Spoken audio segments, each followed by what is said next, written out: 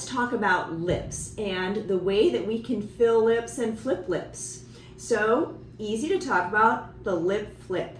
And we can do that with Botox because this muscle pulls down. If we do a little Botox, which paralyzes that muscle, we can lift it up. And that is a lip flip.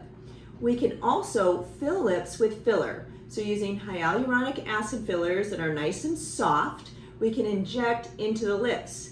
Now, if you have lip lines, I personally like to use a cannula to inject my lip filler. So that means I use a little bit of lidocaine right here and I travel underneath the skin using a blunt tip cannula, and it makes it really tolerable, decreases the risk of bruising, and I can keep going back and forth with my cannula from this side to this side and this side to this side without having to poke you again. And I could keep filling a little bit more and a little bit more. It's especially good when we have lip lines going up and down like this to go across the lip lines with the cannula. The cannula makes the lip filler lay really nicely, and we can just do thin little threads of the filler that way. You probably have heard of the Russian technique as well. And we can use that to help volumize the lips. So typically with that, we'll use some topical lidocaine, and then we'll get some really nice hyaluronic acid filler, and we'll inject from up above, push the little baby needle in, and pull the lip up. So it just kind of gives that little bit of a boost in that upper lip.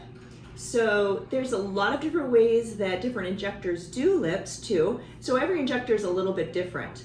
But we need to remember that when we do lip filler, we also need to make sure that this area can support it. So sometimes when people come in and they have really thin lips, lots of times I'll start with this area to help give a little bit of support here and then do their lips. So it just really depends on you and your anatomy and your goals, and find a good injector that's been doing it for a long time, like me, or somebody that you trust, because you don't want to be one of those people that are walking around town and people look at you and they say, ooh, what did she do?